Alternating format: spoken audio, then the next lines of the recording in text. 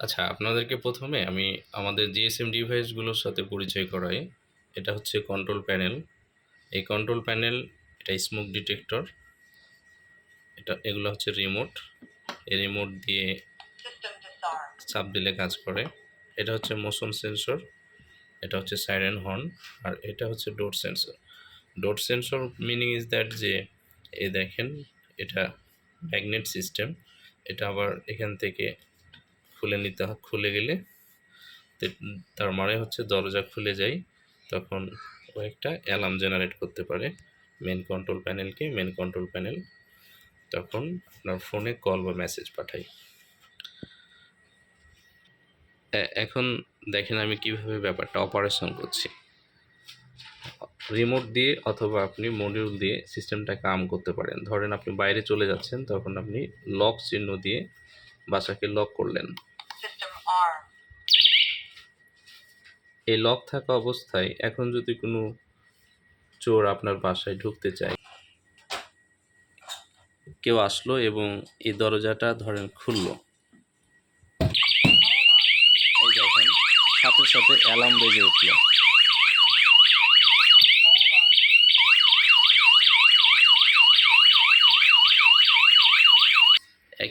একইভাবে দেখেন smoke detector, যে স্মোক ডিটেক্টরটা হচ্ছে যদি কখনো স্মোক হয়, যে কোনো কারণে ধোয়া হয়, তাহলে অ্যালার্ম জেনারেট করবে। আমি আপনাদেরকে দেখাচ্ছি, এখানে একটা বাটন আছে স্মোক ডিটেক্টরের।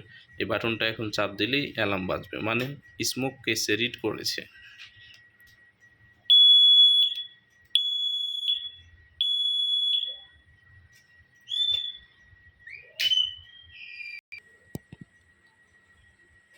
সিস্টেম আর্ম অবস্থায় আছে, এটাকে আপনি ডিজার্ম করে নিতে পারেন এখান থেকে, আবার চাইলে আর্ম করে নিতে পারেন। দেখুন এখন সিস্টেম ডিজার্ম অবস্থায় আছে, ডিজার্ম। আবার চাইলে আপনি যখন বাসার বাইরে যাচ্ছেন কিংবা ধরেন আপনি কোথাও যাচ্ছেন, তখন আর্ম করে নিচ্ছেন। আর্ম করে নেওয়ার জন্য আপনাকে এই যে লক চিহ্ন যে বাটনটা আছে সেটাতে আপনি চাপ দিচ্ছেন। এই অবস্থাতে ধরেন কোনো স্মোক হলে, আগুন লাগলে, ধরেন আমি এখন সুইচ দিয়ে অন টেস্ট বাটন দিয়ে টেস্ট করা যায়।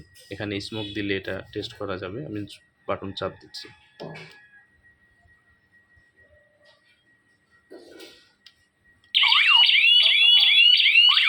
এইভাবে অ্যালার্ম জেনারেট হচ্ছে, আপনার ফোনেও কল চলে যাচ্ছে।